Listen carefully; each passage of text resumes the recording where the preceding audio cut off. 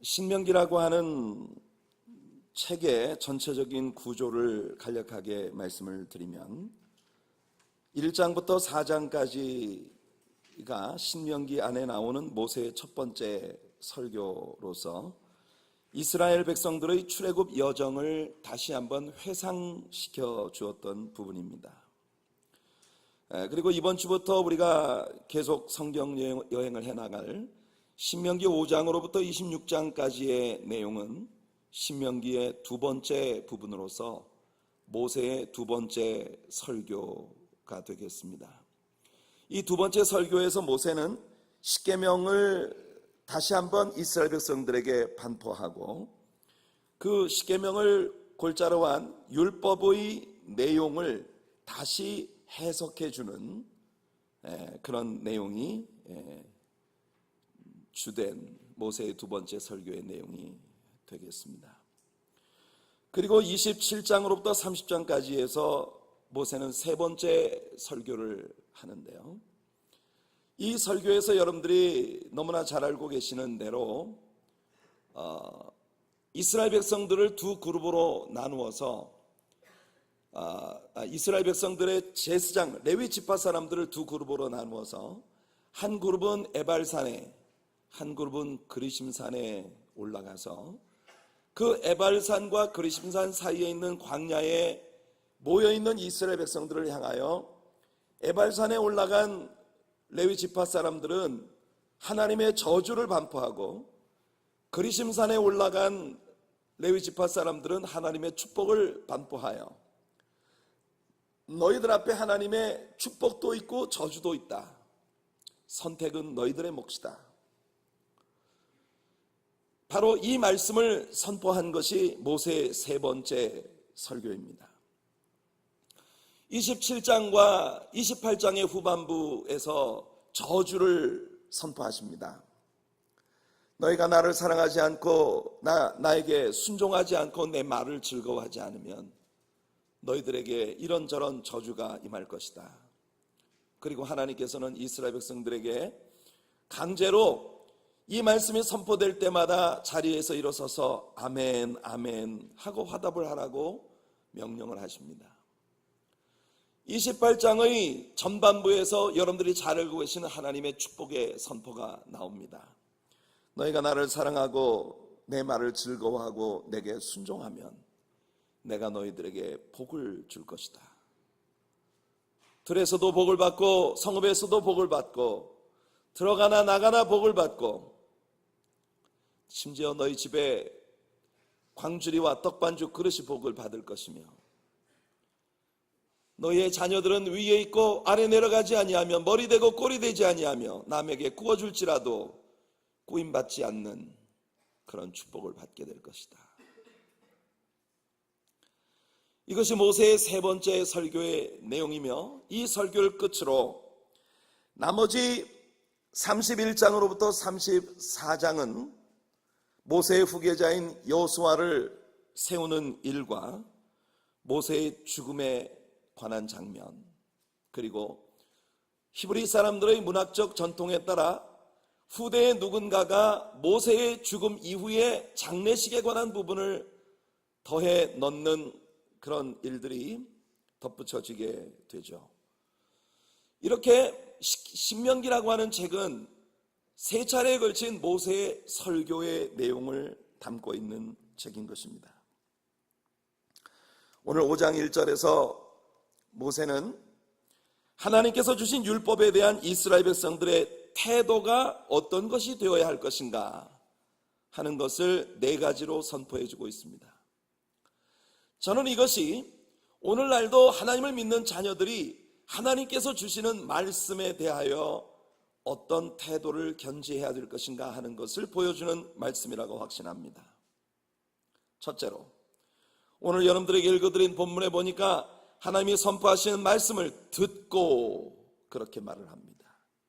들어라. 하나님 말씀을 듣는 것이 매우 중요합니다. 왜냐하면 말씀을 들을 때에 믿음이 생성되어지는 것이라고 로마서 10장 17절에서 바울이 선포하고 있기 때문이죠. 믿음은 들음에서 나며 들음은 그리스도의 말씀으로 말미암느니라. 그러므로 하나님의 종들은 때를 얻든지 못 얻든지 하나님 말씀을 전파해야 하며, 성도님들은 모든 하나님께서 주시는 예배의 기회에 참여하여 하나님 말씀이 선포되는 것을 들어야 하는 것입니다. 말씀을 들어야만 믿음이 생기고, 믿음이 있어야만 하나님의 뜻을 올바르게 수행하는 삶을 살아갈 수가 있는 것이죠. 믿음이 있을 때 우리의 삶에 변화가 옵니다. 진정한 변화가 따르는 삶이 될 때 우리는 이 세상을 하나님의 은혜로 감동시키는 신자다운 신자, 교회다운 교회가 되는 사명 감당하는 주님 백성들이 될 수 있는 것입니다. 들어야 합니다. 듣는 일을 포기하지 않는 여러분들 되시길 축복합니다. 그 다음에 모세는 말합니다. 듣고 그 다음 배우며, 배워야 합니다. 하나님 말씀을 듣는 데서 그쳐서는 안 됩니다. 그 말씀이 무엇을 의미하는지 끊임없이 배워야 합니다. 말씀 가운데에서 내가 듣기 좋은 것만, 내 마음에 맞는 것만 취사 선택하여 내가 좋아하는 것들만 취하는 것은 올바른 신앙이 아닙니다. 이 말씀 속에서 하나님께서 의도하고 계신 바가 무엇인지를 하나님 말씀을 통해 계속해서 배워야 합니다. 그리고 배울 때에 우리는 하나님의 기뻐하시는 뜻을 이루는 축복된 삶을 살게 되는 것입니다. 예컨대 가사로 내려가는 광야길에서 에디오피아의 여왕 칸다게의 국고를 맡은 내시는 이사야 선지자의 글을 읽으면서도 그것이 무엇을 의미하는지를 모르고 있었습니다. 그는 분명히 예루살렘에 올라와 예루살렘의 근자에 일어난 오순절 성령 강림의 역사와 교회의 탄생과 하나님의 성령의 놀라운 역사 가운데 진실로 살아계신 하나님을 만나고자 하는 간절함이 있었을 것입니다. 그러나 사울에 의해서 일어난 핍박으로 교회는 온 세상으로 흩어져 버렸습니다. 예루살렘에는 다시 율법과 전통만 남아있는 목마름이 가득한 종교만 남아있었을 뿐이죠. 이 에디오피아 내시는 그 목마름을 채우지 못한 말할 수 없는 간절함으로 내려가고 있었을 것입니다. 그때 당시에 성경책을 개인이 소장하고 있다고 하는 것은 대단한 일이었습니다. 이 사람이 이사야 선지자의 두루마리를 직접 소유하고 있었다고 하는 것은 그가 얼마나 하나님에 대한 열정을 가지고 있었는지를 우리들에게 대변해 주는 것이에요. 그러나 안타깝게도 누군가 그가 읽고 있는 말씀을 제대로 가르쳐 주는 사람이 없어서 오직 율법과 전통과 형식만 남아있는 예루살렘의 종교에 실망하고 내려가는 이 가련한 영혼을 위하여 우리 하나님께서는 그에게 말씀을 가르쳐 줄 사람을 보내주신 것입니다. 바로 사마리아 땅에서 엄청난 부흥을 일으키고 있었던 빌립이라고 하는 하나님의 귀한 종을 그에게 내려보내 주신 것입니다. 우린 여기에서 하나님께서 말씀을 가르치는 일을 얼마나 소중히 여기시는지를 알게 됩니다.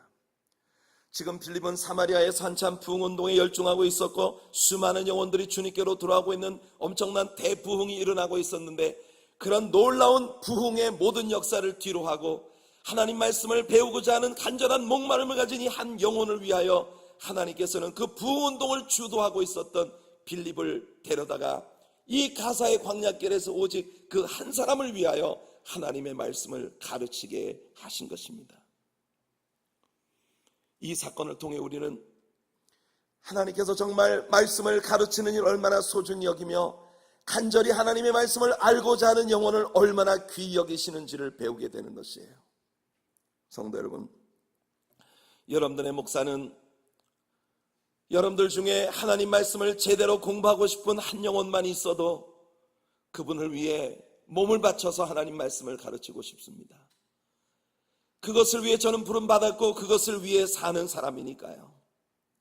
우리 교회가 하나님 말씀을 배우고 가르치는 일에 미친 듯이 달려갈 수 있는 그런 교회가 되었으면 좋겠습니다. 세상의 다른 모든 것들을 우리들의 우선순위에서 내려놓고 하나님을 아는 일, 그분 안에 거하는 일, 여기에 초점을 맞추는 우리 교회가 되기를 간절히 원합니다. 모세는 이어서 말합니다. 말씀을 듣고 배웠으면 그 다음엔 지켜서 하나님 말씀을 배웠으면 그 말씀을 마음에 새겨야 합니다. 간직해야 합니다. keeping, 하나님 말씀을 우리 안에 간직하고 그 말씀을 지키는 것. 시편 119편 11절에서 다윗은 노래합니다. 내가 주께 범죄하지 아니하려 하여 주의 말씀을 내 마음에 두었나이다. 킹제임스 버전은 이 구절을 Thy word have I hid in mine heart 이렇게 말을 했습니다. 하나님의 말씀을 내 마음 안에 숨겨두었다고 말합니다. ESV는 이 말씀을 이렇게 번역합니다. I have stored up your word in my heart. 여러분들의 마음속에 하나님 말씀을 계속해서 쌓고 축적하는 여러분들 되시길 축복합니다. 어느 순간 내가 입만 열면 내 입에서 말씀이 나오고 우리의 모든 사고가 말씀으로 채워지고 우리의 모든 행동들이 하나님의 말씀의 수행이 되어지는 그날이 오기까지 하나님 말씀을 계속해서 듣고 배우고 우리의 말씀, 우리의 마음 안에 지키고 유지하는 거기에 우리의 삶을 바칠 수 있는 성도님들 되시길 축복합니다. 네 번째로 모세는 말합니다. 말씀을 듣고 배우고 지키고 그 다음에 행하라는 것입니다. 하나님 말씀을 머릿속에 그리고 마음에 간직하기만 해서는 아무 유익이 없습니다. 듣고 배우고 마음에 간직했으면 이제는 그 말씀대로 순종하며 살아야 하는 것이에요. 이미 지난주에 아침 설교를 통해 우리는 신명기의 주제가 Love and Obedience, 사랑과 순종이라고 하는 것을 배웠습니다. 여기서 우리가 먼저 주목해야 할 단어가 if라고 하는 조건절을 시작하는 단어라고 하는 걸 우리가 배웠죠. 신명기의 주된 내용은 If you do this, I will do this. If you do that, I will do that. 이것이 신명기의 골자라고 하는 걸 우리 배웠습니다. 불행히도 이 말씀의 선포를 받은 이스라엘 백성들은 하나님의 계명들, 곧 하나님의 언약의 말씀들을 듣지도 않았고 공부하지도 않았고 당연히 지키지도 않았습니다. 사사기 2장 6절을 보면 이스라엘의 배교의 역사가 어떻게 시작되었는지 등장합니다. 사사기 2장 6절로 10절을 보면 전에 여호수아가 백성을 보내매 이스라엘 자손이 각기 그들의 기업으로 가서 땅을 차지하였고 백성이 여호수아가 사는 날 동안과 여호수아 뒤에 생존한 장로들 곧 여호와께서 이스라엘을 위하여 행하신 모든 큰 일을 본 자들이 사는 날 동안에 여호와를 섬겼더라. 그러나 여호와의 종 눈의 아들 여호수아가 110세의 죽음에 무리가 그의 기업의 경내 에브라임 산지 가하스산 북쪽 딥낫 헤레스에 장사하였고 그 세대의 사람도 다 그 조상들에게로 돌아갔고 그 후에 일어난 다른 세대는 여호와를 알지 못하며 여호와께서 이스라엘을 위하여 행하신 일도 알지 못하였더라. 이 얼마나 불행한 역사의 기록입니까?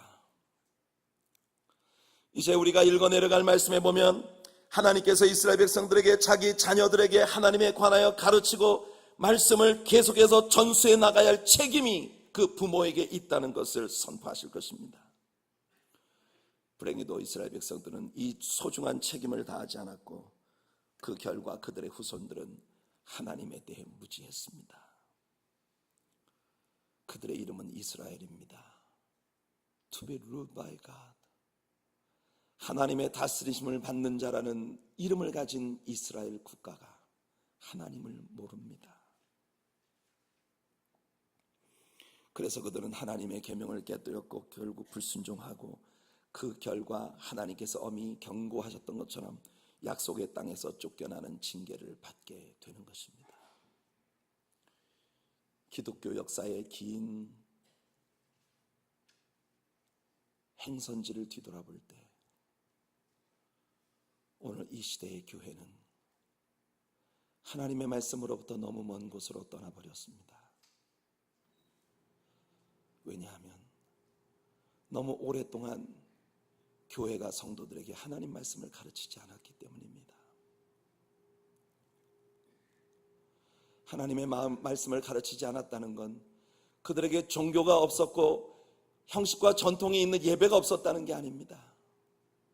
매일 예배에 오고 늘 강단에서 하나님의 말씀을 본문으로 한 설교는 선포되어 왔는데 오랜 역사 속에서 기독교 복음은 변질되어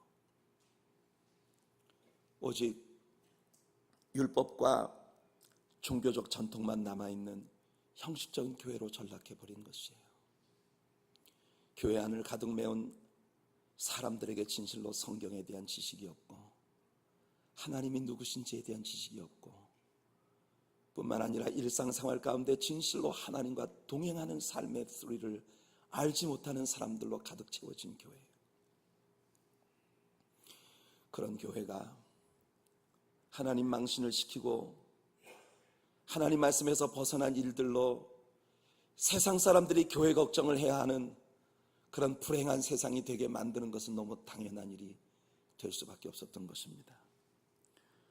우리가 사사기로부터 이어지는 이스라엘의 역사 속에서 배우게 되는 것처럼 성도 여러분, 오늘 이 자리에 있는 우리 자신을 뒤돌아볼 수 있기를 원합니다. 다른 어느 누구도 손가락질하거나 비평할 이유가 없습니다. 말씀을 가르치는 저나 이 말씀을 듣고 있는 여러분 한 분 한 분이 나는 하나님 말씀을 얼마나 열심히 배웠고 그 말씀대로 살려고 노력했으며 하나님과 얼마나 건강한 관계를 유지하며 삶을 살아가고 있는가, 이것을 점검할 수 있는 오늘 시간이 되기를 바랍니다. 율법의 본질이 뭔가요? 율법을 지킨다는 것은 단순히 율법에 찬성만 하는 것이 아니라 율법대로 행하는 것이어야 합니다. 많은 사람들이 하나님 말씀에 찬성하고 동의합니다. 하지만 그대로 살지는 않습니다. 그것이 문제예요. 율법은 우리의 마음 안에 있어 우리 자신을 비추어주는 거울이며 어둠 가운데서 자신의 갈 길을 비추어주는 일종의 헤드라이트와 같습니다. 앞에 위험한 커브가 있음을 보여주는 것이 율법입니다. 그래서 다윗은 하나님의 말씀을 자기 마음 안에 두었다고 고백한 것이에요. 그런데 율법의 도덕률을 지키는 것만으로는 구원을 받을 수가 없습니다. 하나님은 이것을 매우 분명히 하고 계십니다. 그러나 그 이유는 율법 자체가 문제가 있기 때문이 아니라 우리들에게 문제가 있기 때문이라는 것입니다. 바울은 이렇게 설명합니다. 사람이 의롭게 되는 것은 율법의 행위로 말미암음이 아니라는 것입니다. 그래서 율법의 행위로는 의롭다함을 받을 육체가 아무도 없다는 것이죠. 율법의 행위로는 의롭다함을 얻을 육체가 없습니다. 왜죠? 아무도 율법을 완전히 지킬 수 없기 때문입니다. 우리가 육체의 속성을 가지고 육체 안에 사는 한 우리는 율법의 모든 요구를 온전히 이룰 수가 없습니다. 그래서 바울은 말합니다. 율법은 약속의 자손이 오시기까지 범죄함을 인하여 필요한 것이었다는 겁니다. 그 약속의 자손은 누굽니까? 바로 예수 그리스도십니다. 쉽게 말해서 율법이라고 하는 것은 예수님이 오시기까지 임시로 필요한 것이었다는 말씀입니다. 율법의 주된 임무는 우리의 죄를 드러내주는 것입니다. 그래서 우리들로 하여금 메시아가 필요하다는 걸 절실히 일깨워주는 것입니다. 바울이 이렇게 설명해주고 있습니다. 갈라디아 3장 19절 이하에 그런즉 율법은 무엇이냐? 범법함으로 더하여진 것이라 천사들을 통하여 한 중보자의 손으로 베푸신 것인데 약속하신 자손이 오시기까지 있을 것이라. 그 중보자는 한 편만 위한 자가 아니나 하나님은 한 분이시니라. 그러면 율법이 하나님의 약속들과 반대되는 것이냐? 결코 그럴 수 없느니라. 만일 능히 살게 하는 율법을 주셨더라면 의가 반드시 율법으로 말미암았으리라. 그러나 성경이 모든 것을 죄 아래 가두었으니 이는 예수 그리스도를 믿음으로 말미암는 약속을 믿는 자들에게 주려 함이라. 믿음이 오기 전에는 우리는 율법 아래 매인바되고 계시될 믿음의 때까지 갇혔느니라. 제가 볼 때 많은 영혼들이 교회 안에 신앙생활을 하고 있지만 바로 바울이 말하고 있는 이 스테이지에 머물러 있는 것 같습니다. 율법의 선포로 인하여 예배를 드릴 때마다 죄책감에 시달리는데, 내가 하나님의 뜻을 이룰 수 없다는 것을 아는데, 그런데 이신칭의라고 하는 이 간편한 교리가 그래 내가 삶을 어차피 율법을 이룰 수 없다면 엉망으로 살더라도 예수님을 믿는다는 입술에 고백만 있으면 난 구원은 받아놓은 것이니 문제없어 라고 하는 안위를 갖게 만들어 예수는 믿는데, 교회는 다니는데, 열심히 설교는 듣는데 하나님과 아무런 상관도 없는 삶을 계속해 나갈 수 있는 이 균형이 없는 그런 삶을 지속해 나가는 자리에 너무나 많은 사람들이 머물러 있다는 것입니다. 바울은 여기서 우리에게 아주 중요한 비유를 들려주고 있습니다. 율법이 우리를 책망하고 우리를 정죄하고 하나님의 정죄 아래 우리를 가두어 우리에게 가책을 주는 이유는 뭐냐 하면, 그렇게 함으로써 우리를 진짜 우리들의 구속주이신 예수 그리스도 안으로 이끌어 가기 위함이었다는 겁니다. 갈라디아 3장 24절과 25절이 말합니다. 이같이 율법이 우리를 그리스도께로 인도하는 초등교사가 되어 우리로 하여금 믿음으로 말미암아 의롭다함을 얻게 하려 함이라. 믿음이 온 후로는 우리가 초등교사 아래 있지 아니하도다. 여기 우리 개역개정판에 초등교사라고 번역된 이 단어가 매우 흥미로운 단어입니다. 옛날 우리가 가지고 있었던 개역성경에는 이 말이 몽학선생이라는 단어로 번역이 되어 있었습니다. 몽학선생 하니까 꿈을 해몽해주는 선생인가? 이 말씀을 영어 성경들은 schoolmaster 이런 단어로 번역을 하고 있습니다. schoolmaster. 영어 성경을 읽으면 이분이 교장 선생님인가? 억측이 난무합니다. 본래 이 초등교사라고 번역된 헬라어 단어의 원어는 파이다고고스라고 하는 단어입니다. 파이다고고스, 이 단어가 가지고 있는 의미는 한 노예입니다. 부잣집에 많은 노예들 가운데 여러 가지 직무를 맡은 노예들이 있어요. 그 노예들 중에 주인집 아이를 이른 아침에 깨워서 세수시키고 밥 먹이고 옷 입혀서 학교까지 데려다주는 역할을 맡은 종이 있습니다. 그 사람이 파이다고고스입니다.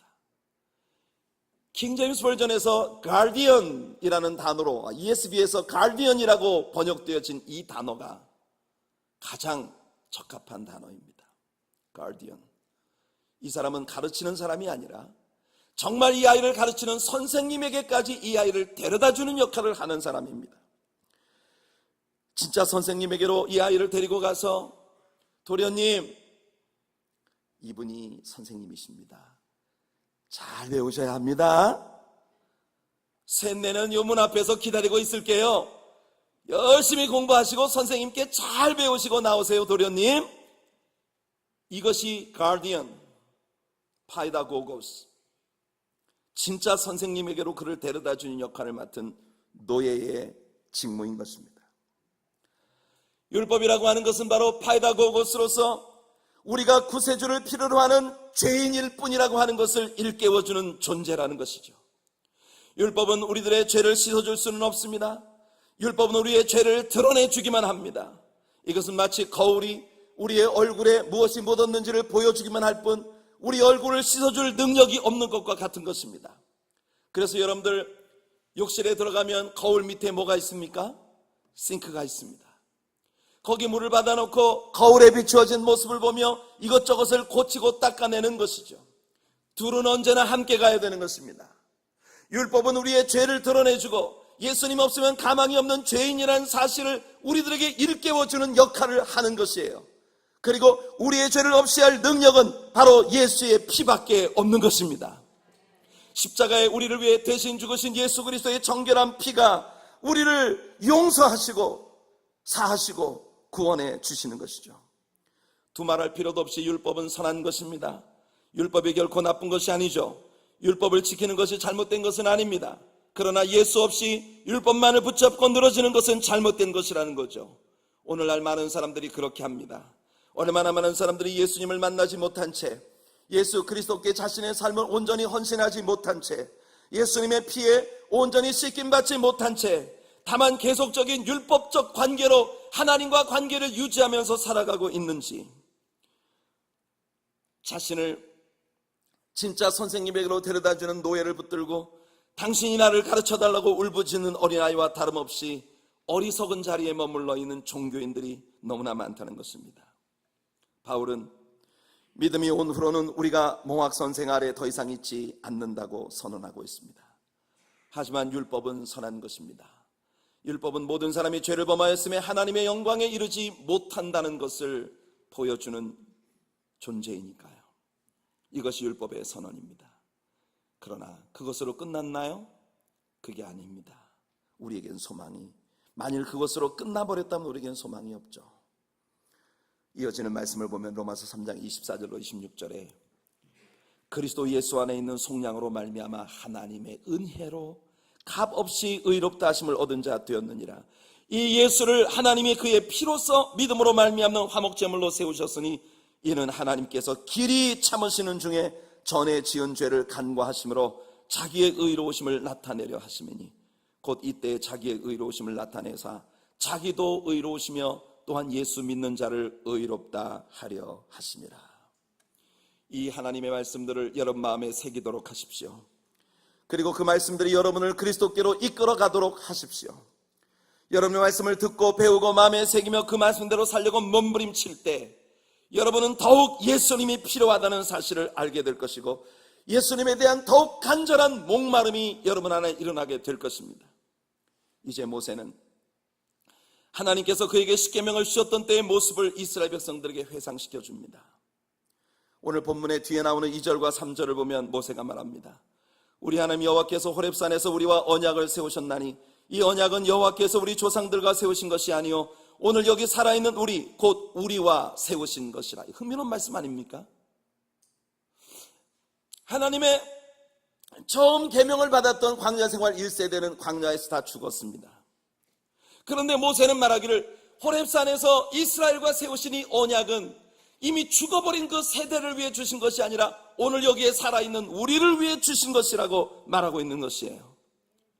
모세의 말은 백성들에게 딴청 부리지 말라는 것입니다. 이 말씀이 너희 조상들에게만 준 것이 아니라 오늘 여기에 있는 너희들에게 주신 것이라는 말씀입니다. 성도 여러분, 오늘 정목사를 통해 증거되어지는 이 말씀이 구약의 이스라엘 사람들에게만 준 것이 아니라 오늘 이곳에 있는 여러분에게 주고 계신 하나님의 말씀을 믿으시기를 축복합니다. 많은 사람들이 그런 실수를 하죠. 하나님 말씀을 들으면 이 말씀은 누가 들었으면 꼭 좋았을 건데. 그러나 오늘 하나님은 이곳에 있는 여러분에게 이 말씀을 하고 계신 것입니다. Hear, O Israel. 이 말씀은 신명기 안에서 매우 중요한 구절입니다. 5장 1절 오늘 본문에서도 온 이스라엘 불러 그들에게 이르되 이스라엘아 오늘 내가 너희의 귀에 말하는 규례와 법도를 들어라. Hear, O Israel. 모세는 말합니다. 신명기 6장 3절과 4절에서도 이스라엘아 듣고 삼가 그것을 행하라. 이스라엘아 들으라. 우리 하나님 여호와는 오직 유일한 여호와이시니. 신명기 9장 1절에도 이스라엘아 들으라. 신명기 20장 3절에도 말하여 이르기를 이스라엘아 들으라. 너희가 오늘 너희의 대적과 싸우려고 나왔으니 마음에 겁내지 말며 두려워하지 말며 떨지 말며 그들로 말미암아 놀라지 말라. 삶의 전반에 우리의 삶에 부딪혀오는 모든 삶의 여건들 안에서 우리가 계속해서 하나님 말씀을 들어야 한다고 모세는 선포하고 있는 것이에요. 우리가 여기서 한 가지 중요한 교훈을 얻게 됩니다. 하나님은 이스라엘 백성들이 애굽에 있을 때 율법을 주시지 않았다는 것입니다. 하나님은 이스라엘 백성들이 애굽에서 나와 홍해를 건너고 난 후에 호렙산에 당도했을 때 그들에게 율법을 주셨습니다. 그들이 광야로 나오기 전에는 율법이 주어지지 않았습니다. 그리고 이 율법은 이스라엘 백성들에게 주어진 것이에요. 이것은 우리에게 아주 중요한 의미를 갖습니다. 하나님께서 신명기에서 율법을 주시면서 너희가 이것을 지켜야 하는 이유는 내가 너희를 애굽에서 구속하여 냈기 때문이라는 말씀을 자주 선포하신 것입니다. 나는 너를 애굽 땅에서 인도해낸 내 하나님 여호와라. 다른 신은 내 앞에 두지 말아라. 나는 너희들을 애굽 땅에서 데리고 온 너희들의 하나님 여호와라. 안식일을 거룩히 지켜라. 나는 너희를 독수리 날개로 업어서 여기까지 인도해 너희들의 하나님이다. 여호와를 잊지 말라. 온갖 우상 숭배와 점성술 이런 것들로 너희를 꾀는 자들을 완전히 제거해라. 나는 너희들을 데리고 나온 여호와니라. 신명기 안에서 이 말씀들이 계속 반복될 것입니다. 하나님께서 강조하고 계신 것은 내가 너희를 애굽에서 구원해냈으니 내가 아니었다면 너희는 죽었던 사람들이다 라는 것입니다. 이제 너희는 내 백성이 됐으니 내 법을 지키는 것이 마땅하다는 것입니다. 얼마나 간단하고 명료합니까? 성도 여러분, 예수님을 믿음으로 영접하셨나요? 그리고 구원의 은총을 누리고 계십니까? 그렇다면 하나님이 여러분의 주인이시라는 것이 여러분들의 삶을 통해 증명되어져야 합니다. 하나님이 여러분의 마스터이신가요? 여러분들의 롤드이신가요? 여러분들의 삶이 그것을 증명해야만 합니다. 고린도전서 6장 19절과 20절은 너희 몸은 너희가 하나님께로부터 받은 바 너희 가운데 계신 성령의 전인 줄을 알지 못하느냐? 너희는 너희 자신의 것이 아니라 값으로 산 것이 되었으니 그런즉 너희 몸으로 하나님께 영광을 돌려라. 마음만 가지고 하는 건 안 됩니다. 결심만 가지고 하는 건 안 됩니다. 우리의 몸을 가지고 우리의 마음에 무엇이 있는지를 증명해낼 수 있는 삶이 따라야 한다는 것이죠. 신명기 안에서 거듭거듭 이 말씀을 마음에 새기라고 주님은 말씀하십니다. 이 말씀을 마음에 새긴 결과는 뭡니까? 순종의 행위로 나타나게 되는 것이에요. 바울도 신약의 성도인 우리들의 마음속에 하나님 말씀을 새기라고 말합니다. 고린도후서 3장 2절과 3절에 말하죠. 너희는 우리의 편지라 우리 마음에 썼고 무사람이 알고 읽는 바라. 너희는 우리로 말미암아 나타난 그리스도의 편지니 이는 먹으로 쓴 것이 아니요 오직 살아계신 하나님의 영으로 쓴 것이며 또 돌판에 쓴 것이 아니요 오직 육의 마음판에 쓴 것이라. 오늘 여러분들에게 선포되는 이 말씀을 여러분들의 마음판에 새기시는 여러분들 되시길 축복하며 성령의 능력이 이 말씀을 여러분들의 마음에 새겨 넣으시는 축복된 이 예배가 되기를 예수님의 이름으로 축원해 드립니다. 여기서 바울 사도는 자신을 새 언약의 일꾼이라고 소개합니다. 신약에 와서 하나님은 우리에게 새 언약을 세우신 것이죠. 그것이 바로 복음입니다. 이 새 언약은 바로 예수 그리스도를 통해 세우신 언약입니다. 우리는 새 언약과 옛 언약, 즉 율법과 복음을 이렇게 비교해 볼 수 있습니다. 옛 언약, 곧 율법은 모세를 통해 주셨지만 새 언약, 새 복음은 예수 그리스도를 통해 주신 것입니다. 옛 언약은 우리에게 이러이러한 것을 해라 그러면 복을 받는다라고 선포하지만 새 언약 곧 복음은 성령을 받으라고 말씀하십니다. 성령께서 너희들로 하여금 율법의 요구를 이루도록 하실 것이다. 성도 여러분, 오늘 이곳에 있는 여러분들 모두에게 주의 성령의 충만이 임하기를 축복합니다. 하나님의 성령의 권능으로 오늘 여러분들이 세워지게 되기를 바랍니다. 그래서 여러분의 선포되어지는 모든 말씀들을 주님을 향한 뜨거운 사랑 가운데에서 살아낼 수 있는 그런 능력의 변화가 여러분들에게 나타나기를 축복합니다. 옛 언약은 죄를 짓는 자는 반드시 죽는다고 선포합니다. 그러나 새 언약 곧 복음은 예수를 믿으면 산다고 선포합니다. 옛 언약 곧 율법은 우리가 죄인이라는 것을 알려주고 있고 새 언약 곧 복음은 예수 그리스도 안에서 우리가 의인이 될 수 있다는 것을 선포합니다. 성도 여러분, 여전히 하나님 말씀을 듣고 배우고 지키며 그대로 행하는 일은 우리에게 소중한 일입니다. 왜냐하면 예수 그리스도의 엄청난 대가를 지불하시고 우리를 하나님의 백성 삼으셨기 때문이죠. 사랑하는 성도 여러분, 이제 우리가 누군가 하는 우리의 신분은 정확하게 규명되어졌습니다. 우리는 하나님의 자녀요 값으로 사신 바 된 주님의 소유입니다. 당연히 우리는 하나님 말씀을 배우고 마음에 새기며 배우고 그리고 지켜야 합니다. 그리고 그것을 통해 내가 하나님의 자녀가 되었다는 것을 나타내야 하는 것입니다. 이것이 신자의 삶입니다. 여기엔 승리와 축복의 약속이 확연히 주어지고 있는 것이죠. 우리는 이번 수요일 성경 여행을 통해서 십계명의 재반포와 그 해석을 배우면서 하나님의 자녀가 하나님의 법에 순종할 때 하나님께서 어떠한 은총과 축복들을 부어주시는지 배우게 될 것입니다. 기대하십시오. 수요 예배에 많이 나오시기 바랍니다. 계속되는 성경 여행을 통하여 하나님과의 깊이 있는 교제가 여러분들의 삶에 늘 살아있는 우리 모든 하나님의 사랑교회 성도님들이 되시기를 예수님 이름으로 축원해 드립니다.